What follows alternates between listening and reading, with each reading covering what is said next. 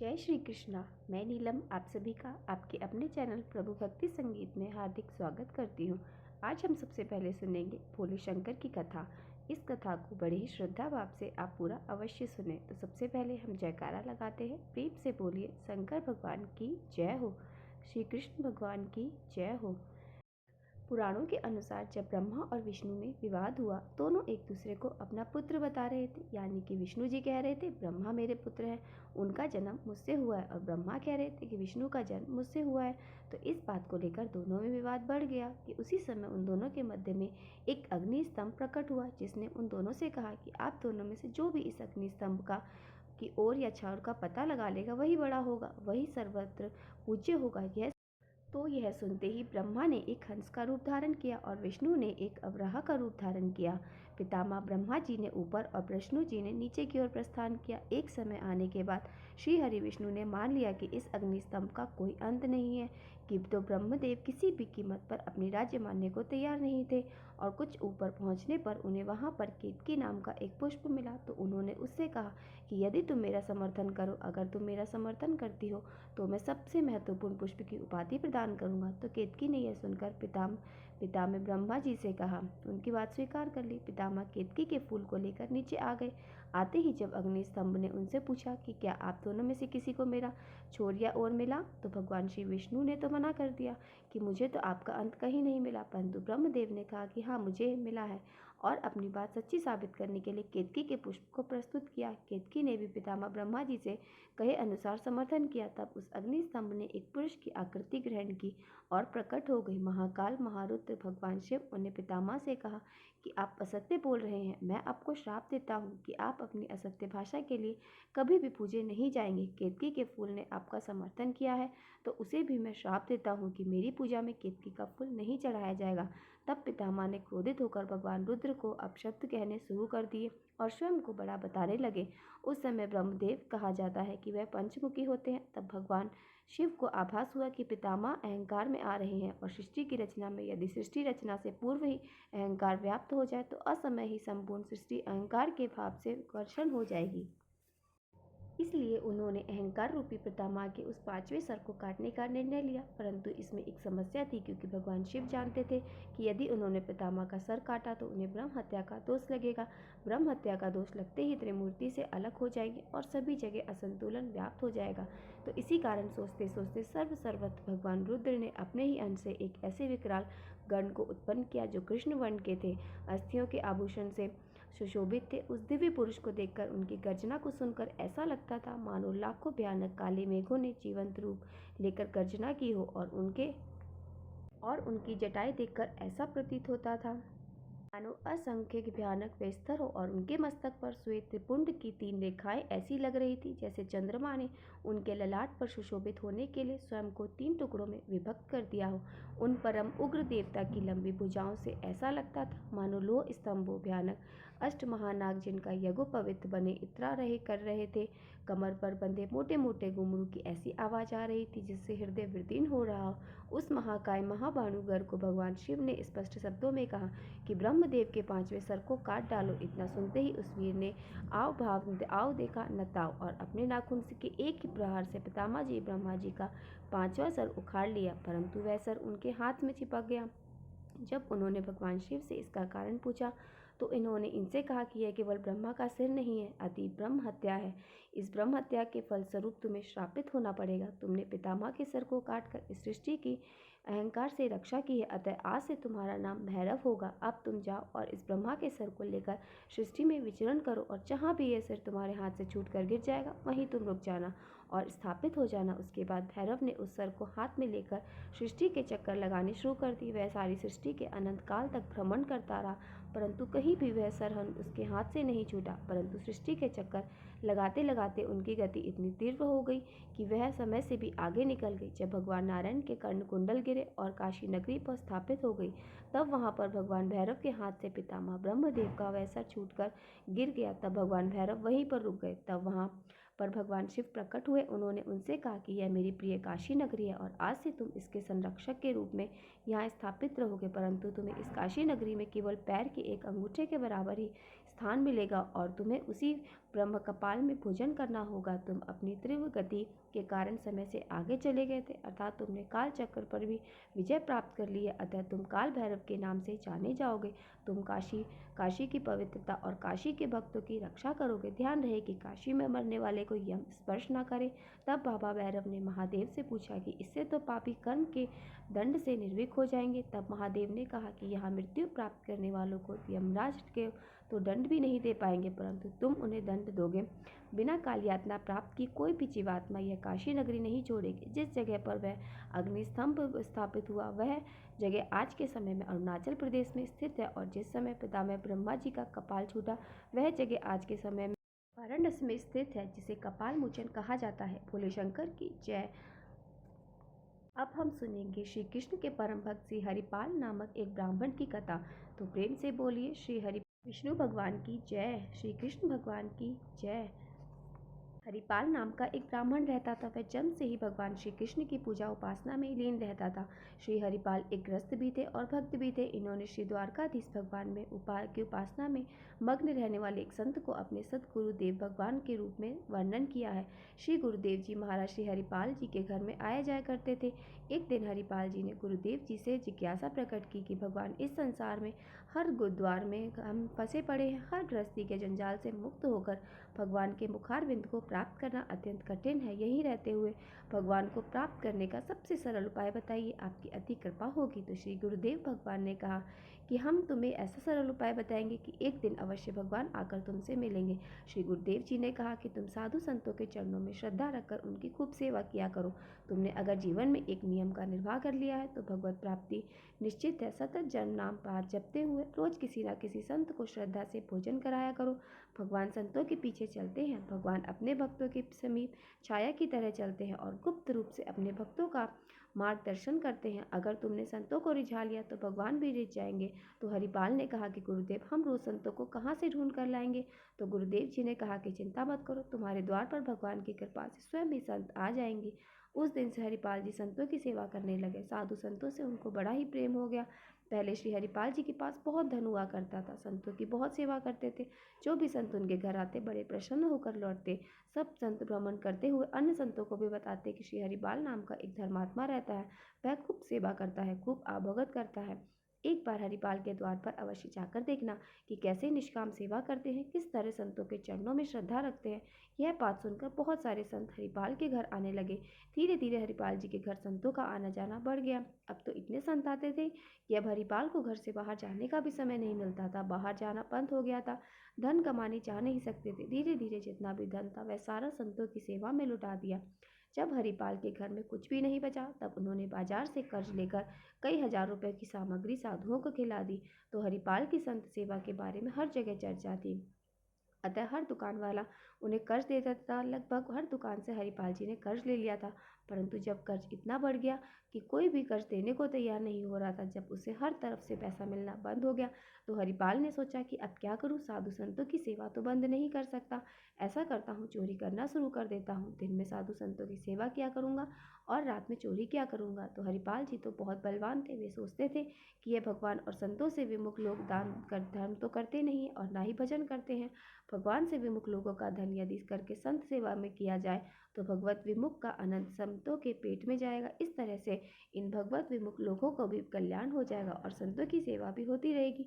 अब जब भी हरिपाल जी चोरी करते तो ध्यान रखते कि भगवान से विमुख लोगों का धन लेना है, और जो वैष्णव संत आदि दिखाई देता पड़ता उस व्यक्ति का धन चोरी नहीं करते थे। वह हर आदमी के रहन सहन का तौर तरीका देख लेते थे कि भगवान का भक्त होगा तो तिलक जरूर लगाता होगा। यह सब कुछ दिन में ही देख लेते थे और फिर रात में चोरी करते थे। अब दिन में देखने के लिए साधु संतों की सेवा में हरिपाल को समय नहीं मिलता था, तो वह थोड़ी देर के लिए बहुत सारा कार्यभार अपनी पत्नी को सौंप कर जाते थे और घूम घूम कर देख लेते थे कि किसके घर में भगवान की सेवा नहीं होती है, कहाँ भगवान का भजन नहीं होता है, और फिर रात में वहाँ जाकर चोरी करते थे। एक दिन बाहर जाकर सोचने लगे कि आज किसके घर में चोरी करनी चाहिए। तभी उन्हें एक वैश्या का घर दिखाई दिया। वहाँ जाकर उस वैश्य ने जो कोई कंठी तिलक धारण किया था, ना घर में कोई जप कीर्तन हो रहा था, तो हरिपाल जी ने सोचा कि आज रात इसी के घर में चोरी करूँगा। इस तरह सोचकर वह घर आ गए और जैसे ही रात को हरिपाल जी चुपचाप उस व्यापारी के घर पर चोरी करने के लिए घुसे। घर में घुसकर चोरी करने लगे तो व्यापारी तो गुप्त रूप से भजन करता था। संतों से उसकी बड़ी श्रद्धा भावना थी, वैष्णव भेष में उसकी श्रद्धा थी, परंतु वह बाहरी रूप से तिलक घंटी धारण नहीं करता था। वह यह भी जानता था कि हरिपाल जी संतों की सेवा के नियमित चोरी करते हैं, परंतु कंजूस होने की वजह से हरिपाल जी की सहायता ना कर पाया। उसे सब कुछ पता था कि हरिपाल जी के पास साधु संतों की सेवा करने के लिए कुछ नहीं है, तो वह सेवा के चलते उन्हें चोरी करनी पड़ती है, पर वह तो कंजूसी के आगे मजबूर था। हरिपाल जी जब रात्रि में उसके घर में चोरी कर रहे थे तो थोड़ी सी आवाज़ हो गई, तो व्यापारी की बेटी की नींद से जाग गई और जल्दी जल्दी पिताजी को उठाया और कहने लगी, पिताजी मुझे लगता है घर में कोई चोर घुस आया है। तो यह सुनकर हरिपाल जी तो एक जगह पर छुप गए। तो व्यापारी अपनी बेटी से कहने लगा कि शांत रहो बेटी, शांत रहो, तुम बिल्कुल भी आवाज़ मत करो। श्री हरिपाल के अलावा चोरी कौन कर सकता है, इस नगर में तो वही तो चोर है। हमारा परम सौभाग्य है कि हरिपाल जी हमारे घर में चोरी करने पधारे हैं। कंजूसी के कारण हम उन्हें धन नहीं दे पाए, परंतु अब हमारा धन संतों की सेवा में लगेगा, तो शांति से जाकर सो जाओ। अगर ज़्यादा बोला तो संतों की सेवा में विधन हो जाएगा। वह बाप बेटी सो गए, परंतु हरिपाल जी उनकी बातें सुन रहे थे। तो हरिपाल जी जोर जोर से रोने लगे और पश्चाताप करने लगे कि यह व्यापारी संतों में कैसा भाव रखता है, गुपचुप पूजा करता है, तो अब हमें भी घर घर चोरी नहीं करनी चाहिए, क्योंकि मुझे तो पता ही नहीं कि भगवान का सच्चा भक्त कौन है। क्योंकि कोई दिखावा करके पूजा पाठ करता है, कोई गुप्त तौर तरीके से पूजा करता है, तो आज हमें यहाँ से चोरी करने का अपराध तो हमें ही लगेगा। यह तो कृष्ण कन्हैया के परम भक्त है। यह सोचकर हरिपाल जी के मन में बहुत ही ग्लानि हुई और उन्होंने निश्चय किया कि आज के बाद रात्रि के समय में किसी के घर चोरी नहीं करूँगा। जिस चादर में हरिपाल जी के पास चोरी का सामान था, वह भी हरिपाल जी व्यापारी के घर छोड़ गए। व्यापारी जान गया कि यह चादर संत हरिपाल जी की ही है। वह प्रसाद रूप में उसने चादर को स्वीकार किया और मस्तक से लगा लिया। सतत नाम जप और संत सेवा से हरिपाल जी सिद्ध महात्मा हो गए। जैसे ही वह व्यापारी चादर सबने मस्तक से लगाई तो उसके शरीर में एक आनंद की लहर दौड़ गई। इससे पहले वह संत और भगवान में श्रद्धा तो रखता था, परंतु प्रत्यक्ष सेवा नहीं करता था। उसकी बुद्धि ऐसी निर्मल हो गई कि वह भी संतों की सेवा में लग गया और उधर हरिपाल जी चोरी छोड़कर भगवान की भक्ति जो नहीं करते थे उन्हें पहचान कर लूटपाट करने लगे। एक बाला लेकर जंगल के रास्ते पर खड़े हो जाते। हरिपाल जी बड़े बलवान संत थे। वे मार्ग में देखते रहते कि कौन राम कृष्ण आदि भगवान के नाम नहीं लेता है। जो नाम नहीं लेता था उसी को लूट लेते। एक दिन कुछ लोग उस रास्ते से जा रहे थे, तो हरिपाल जी ने उनके गले पर भाला रख दिया और कहा कि जितना धन है सारा मुझे दे दो। उसमें से एक व्यक्ति डर गया, उसके मुँह से निकल गया, हे द्वारकाधीश, हे बांके बिहारी श्री कृष्ण भगवान। तो जैसे ही यह नाम हरिपाल ने सुना तो वह पीछे हट गए और उन्हें छोड़ दिया। उन लोगों ने सब तरफ यह प्रचार किया कि जंगल के रास्ते से जाने वाले सभी भगवान का नाम गाते हुए जाए, उन्हें हरिपाल जी से कोई खतरा नहीं होगा। तब उस रास्ते से लोग आने जाने लगे और सारे लोग सीताराम, राधे श्याम, राधे कृष्ण, कृष्णा कृष्णा, बांके बिहारी की जय, इस तरह बोलते हुए जाने लगे। हरिपाल जी की लूटपाट पूरी तरह से बंद हो गई। एक दिन द्वार पर बड़ी सी संत मंडली आ पहुंची। अब संतों का सत्कार कैसे करें? अपनी पत्नी से बातचीत कर रहे थे कि घर में कोई भी सामग्री नहीं है, संतों की सेवा कैसे करेंगे? तो वे दोनों पति पत्नी भगवान का स्मरण करने लगे। भक्त हरिपाल जी को चिंतित देखकर द्वारका में श्री रुक्मणी जी के महल में विराजमान भगवान श्री कृष्ण सोच में पड़ गए, क्योंकि हरिपाल की सेवा निष्ठा ने भगवान का मन हर लिया था। तो भगवान श्री कृष्ण ने बड़े ही मूल्यवान वस्त्र आभूषण धारण किए, सेठ का रूप बनाया और चलने लगे। तो श्री रुक्मणी जी ने पूछा, प्रभु सेठ बनकर आज आप कहाँ जा रहे हैं? इतने आभूषण तो पहन रखे, आप कहीं जाते भी नहीं है। तो प्रभु बोले कि हमारा एक प्रेमी भक्त है, उसी के पास जा रहा हूँ। तो रुक्मणी जी सोचने लगी कि ऐसा कौन सा भक्त है जिनके यहाँ इतने सज धज के जा रहे हैं। रुक्मणी जी ने कहा, मैं भी आपके साथ चलूँ? तो भगवान ने कहा कि आ जाओ, परंतु श्रृंगार में कोई कमी ना करना, बहुत सारे सुंदर आभूषण धारण करो और हमारे साथ चलो। भगवान ने रुक्मणी जी से कहा, तो हम एक ऐसे भक्त के यहाँ पर जा रहे हैं, वहाँ कोई भगवत चर्चा ना हो, उन्हें पाए केवल व्यापारी वस्त्र आभूषण के बारे में ही बातें करते रहना। तो रुक्मणी जी सोचने लगी कि ऐसा कौन सा भक्त है जो भगवान की चर्चा से चिढ़ता है। भक्त के द्वार पर पहुंच गए और आवाज़ लगाई तो हरिपाल जी बाहर आए। तो हरिपाल जी से कहने लगे कि हम अमुक गांव से आ रहे हैं, मार्ग में अकेले जाने से अनेक संकट है, यदि हमें कोई पहुंचा दे तो हम उसे मजदूरी के रुपए देंगे। तो भक्त हरिपाल जी ने कहा कि संत लोग द्वार पर रुके हुए हैं, मजदूरी के रुपए पहले दे दे। तो सेठ के रूप में आए भगवान ने पहले रुपए दे दिए। तो उन रुपयों को लेकर उसने सेठ जी का धन्यवाद किया और फिर अंदर जाकर पत्नी को रुपए दिए और कहा कि तुम इन रुपयों से संत की सेवा करना, मैं इनसे सेठ सेठानी को पहुँचाकर अभी आता हूँ। जंगल में जाकर सेठ के पास बहुत सारा धन देखा। श्री हरिपाल जी मन ही मन अति प्रसन्न हुए। फिर सेठ और सेठानी को बड़े ध्यान से देखा कि उनके गले में माला, मस्तक, तिलक नहीं है। यह वैष्णव कासा, आचार, नाम उच्चारण आदि भी नहीं कर रहे। इनके शरीर पर इतने अमूल्य आभूषण हैं तो घर में ना जाने कितना सोना चांदी होगा, कितने ही भंडार भरे होंगे। अगर मैं इनसे छीन लेता हूँ तो इन्हें कोई हानि नहीं होगी, क्योंकि यह भगवान के भक्त नहीं है। जब से मैं इन दोनों से मिला हूँ तो यह केवल व्यापार की बातें कर रहे हैं। तो एक स्थान पर रुककर हरिपाल जी दोनों से कहने लगे कि तुम्हारे पास जितना सामान है सब साधु संत के निमित्त नछावर कर अपने शरीर से उतार दो। हरिपाल की बात सुनकर श्रेष्ठ सिद्धानी के भेष में आए श्री कृष्ण और रुक्मणी ने अपना सब कुछ उतार कर वहां रख दिया, लेकिन रुक्मणी जी के उंगली में एक छल्ला था, वह उनसे नहीं निकला। तब हरिपाल जी उंगली मरोड़ कर उसे निकालने लगे। तब वे बोले कि अरे तू तो बड़ा कठोर है, मेरी उंगली टूट जाएगी, इस छल्ले को छोड़ दे। तो हरिपाल जी कहने लगे कि कैसे छोड़ दूं, इससे तो कोई संत का भोजन हो जाएगा। इस साधु सेवा निष्ठा की बात सुनकर भगवान ने श्रेष्ठ का रूप त्याग दिया और श्याम सुंदर स्वरूप धारण करके अपने भक्त को दिखाया। हरिपाल जी के गुरुदेव की वाणी सत्य हो गई। तभी भगवान श्री कृष्ण कहने लगे कि भक्तों में श्रेष्ठ तुम ही। ऐसा कहकर उन्होंने हरिपाल जी को अपने हृदय से लगा लिया और कहते हैं कि जब कोई भक्त जीवन में कोई नियम लेता है तो उस नियम को दृढ़ता से परीक्षा अवश्य लेता हूँ मैं। यदि वह उस नियम का किसी भी स्थिति में त्याग ना करे, भगवान की प्राप्ति अवश्य होती है। गुरुदेव जी के द्वारा दिया हुआ यह नियम हरिपाल जी ने कभी नहीं छोड़ा। जैसे भी कोई भी दुख आए, परंतु उन्होंने संत की सेवा जरूर की। तो उसकी सेवा से प्रसन्न होकर भगवान श्री कृष्ण ने अपने प्यारे भक्त हरिपाल को साक्षात दर्शन दिए और फिर आशीर्वाद दिया कि आज के बाद तुम्हारे पास अपार धन दौलत रहेगी, तुम जैसे चाहो संतों की सेवा कर सकते हो। हमेशा मेरा आशीर्वाद है कि तुम हमेशा खुश रहोगे। भगवान श्री कृष्ण के आशीर्वाद से हरिपाल के घर में एक सुंदर से बालक ने जन्म लिया और उनके घर में अन्न धन की कोई कमी नहीं रही। फिर दोनों पति पत्नी जिस तरह पहले संत सेवा करते थे, वैसे ही दीर्घ काल तक अपने जीवन के समस्त सुखों को भोग कर अंत में मोक्ष धाम को गए। बोलो श्री कृष्ण भगवान की जय हो। अब हम सुनेंगे मार्गशीर्ष मास के अगले अध्याय का महात्म्य।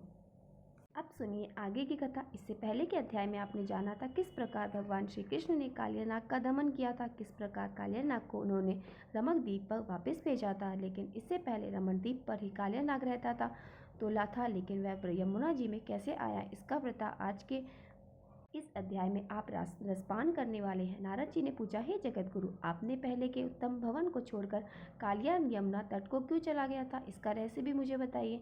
तब भगवान श्री कृष्ण ने कहा, नारद सुनो, मैं उस प्राचीन इतिहास का वर्णन कर रहा हूँ जिसे मैंने सूर्य ग्रहण के समय मालिया चल पर सुप्रभा नदी के पश्चिम किनारे पर श्री कृष्ण कथा के प्रसंग में अपने पिता धर्म के मुख से सुना था।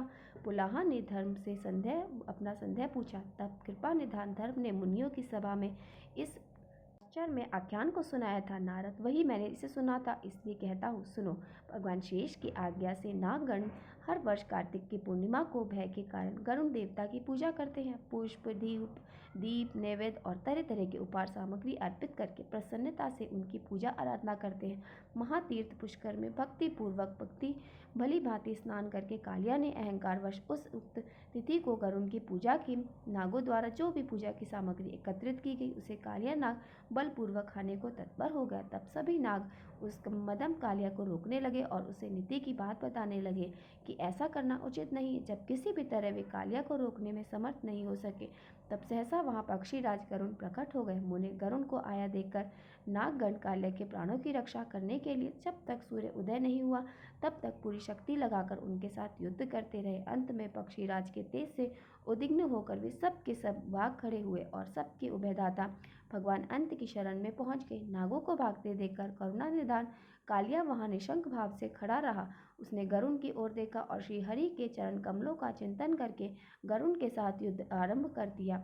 एक मुहूर्त तक उन दोनों में अत्यंत भयानक युद्ध हुआ। अंत में गरुण के तेज से नागराज कालिया को पराजित होना पड़ा।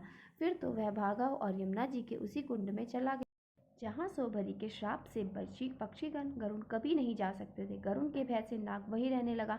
पीछे से उसके परिवार के बाकी सदस्य भी वहीं चले गए। नारद जी ने पूछा, भगवान गरुण को सौभरी का श्राप कैसे प्राप्त हुआ? भगवान के वाहन होकर भी गरुण उस जगह पर क्यों नहीं जा सकते थे? तब भगवान नारायण बोले, उस कुंड में शौभ मुनि 1 सहस्त्र दिव्य वर्षों तक तपस्या करके महासिद्ध होकर श्री कृष्ण के चरण कमलों का ध्यान करते थे। उन ध्यान परायण मुनि के समीप पक्षीराज गरुण यमुना जी के जल में और किनारे भी अपने गणों के साथ प्रसन्नतापूर्वक विराज कर रहे थे। अपनी उत्कृष्ट एरित होकर भी कभी पूंछ कभी पंख को ऊपर उठाकर मुनि के अगल बगल में उनकी बड़ी आनंद पूर्वक परिक्रमा करते हुए आते जाते थे। एक दिन उन्होंने परिवार सहित विशालकाय मीन को देखा। देखते ही देखते गरुड़ ने मुनिंद्र के निकट से उस मीन अर्थात मछली को चोंच से पकड़ लिया। मछली को मुंह में दबाए जाते हुए गरुण को मुनि ने बड़ी क्रोधपूर्ण दृष्टि से देखा। मुनि को उस दृष्टि से गरुण कांप उठे और महात्म से उनकी चोंच से छूटकर पानी में गिर पड़ा। गरुण के डर से वह मछली मुनि के पास ठहर गई और उन्हीं के शरण में आ गई।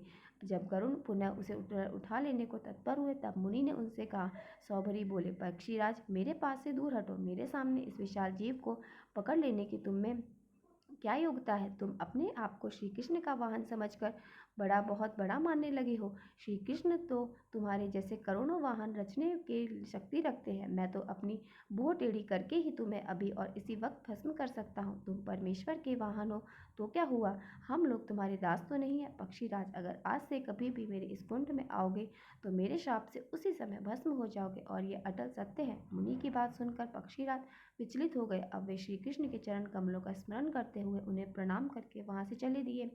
विप्र व नारद तब से अब तक सदा ही उस कुंड का नाम सुनने मात्र से ही पक्षीराज को कपकपी आ जाती। यह इतिहास जो धर्म के मुख से सुना था मैंने तुमसे कहा है। अब किसका प्रकरण चल रहा है? श्री कृष्ण के उस रमन का सुखद रहस्य युक्त और मंगलमय लीला चरित्र को भी सुनो। श्री कृष्ण बहुत देर तक यमुना जल से ऊपर नहीं आए। यह देखकर ग्वाल बाल दुखी हो गए।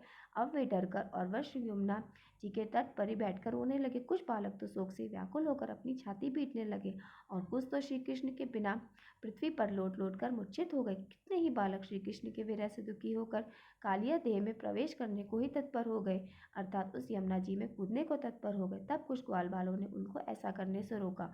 कोई कोई तो विलाप करके अपने प्राण देने को तत्पर हो गए, और उनमें जो समझदार थे ऐसे में कुछ बालक उन मरने वाले बालकों की बड़ी प्रयत्न पूर्वक रक्षा करने लगे। जो कोई अपना प्राण त्यागना चाहता था उनको वह रोकने लगे। कोई हाय हाय करके रोकर बिलखने लगा, कोई कृष्णा कृष्णा की रट लगाने लगा, और कोई तो इस समाचार को बताने के लिए नंदराय जी के पास दौड़े चले गए। कुछ बालक वहां पर शोक, भय और मोह से व्याकुल होकर एक दूसरे के इस प्रकार कहने लगे कि अब हम क्या करें, हमारे श्री कृष्ण कहाँ चले गए? हे नंदन नंदन, हे प्राणों से भी बढ़कर प्रियतम श्री कृष्ण, हे बंधु, हमें दर्शन दो। तुम्हारे बिना तो हमारे प्राण निकले जा रहे हैं। इसी बीच में कुछ बालक नंदराय जी के पास जा पहुंचे। वे बड़े चंचल थे और शोक से व्याकुल रो रहे थे। उन्होंने जल्दी ही यशोदा जी को उनके पास बैठे हुए बलराम जी को और अन्य गोपों और लाल कमल के समान नेत्रों वाली गोपांगने को यह समाचार सुना दिया, जिसे सुनते ही वे सब के सब शोक से व्याकुल हो गए।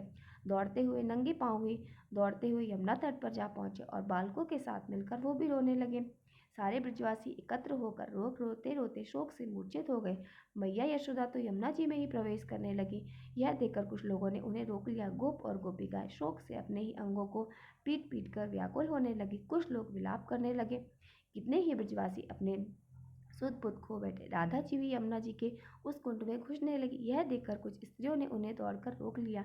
फिर तो वे शोक से मूर्छित हो गई और उस नदी के तट पर मरी हुई के समान पड़ गई। नंदराय जी के अत्यंत विलाप करके बार बार मूर्छित होने लगे। कुछ होश आने पर भी से रोते और फिर कुछ रो के फिर मूर्छित हो जाते। उस समय ग्रानियों में श्रेष्ठ बलराम जी ने अत्यंत विलाप करते हुए नंद जी को शोक से कातुर, यशोदा को गोपों और गोपांगनों को अत्यंत मूर्छित, राधिका को रोते हुए, सभी बालकों को शोकग्रस्त हुई सभी गोप बालिकाओं को धीरज बंधाते हुए इस प्रकार समझाना आरंभ किया कि हे गोपों, हे गोपियों, आप बालकों और सब लोग मेरी बात सुनो। हे नंद बाबा, ज्ञान शिरोमणि गर्ग जी की बातों को याद करो, जो जगत का भार उठाने वाले शेष के आधारभूत हैं, संहारकारी शंकर जी के संहारक हैं और विधाता के विधाता है। उनकी इस भूतल पर भरा किससे पराजय हो सकती है? श्री कृष्ण अणु से भी अणु और परम महान है। उनका कोई भी आदि मध्य और अंत नहीं है। जब सारा ब्रह्मांड कार्द के जल में मग्न हो जाता है तब श्री कृष्ण जल में शयन करते हैं। उस समय इनकी नाभि से जो कमल पैदा होता है उसी ब्रह्मा जी का प्राकट्य होता है, जिन्हें इकाब के जल में भी भय नहीं। उन्हीं परमेश्वर के लिए इस काली देह में विपत्ति की संभावना कितनी महान अज्ञान है। पिताजी, अगर एक मच्छर सारे ब्रह्मांड को निगल जाने में समर्थ हो जाए तो भी उन ब्रह्मांड नायक को वह सर्प कभी भी अपना शिकार नहीं बना सकता। यह मैंने परम उत्तम संपूर्ण आध्यात्मिक ज्ञान की बात कही है, और यह तो गुण ज्ञान योगियों के लिए सार की वस्तु है। बलदेव जी की बात सुनकर और गर्ग जी के वचनों को याद कर फिर नंद जी ने शोक को त्याग दिया और फिर बाकी सभी लोगों को शोक भी जता रहा। सबने बलदेव जी के इस प्रबोधन को ही मान लिया, लेकिन यशोदा जी और राधिका जी तो बिल्कुल भी संतोष नहीं हुआ। प्रियजन के विरह में के विषय में मन किसी भी प्रकार के समझाने को मानता ही नहीं है। जब तक कि प्रियजनों का मिलन न हो जाए तब तक केवल समझाने बुझाने से मन को शांति मिल ही नहीं सकती मुने। इसी समय ब्रजवासन गोप गोपियों ने श्री कृष्ण को जल से ऊपर की ओर उछलते देखा। इससे उनके हर्ष की कोई सीमा नहीं रही। वे सब प्रसन्न हो गए।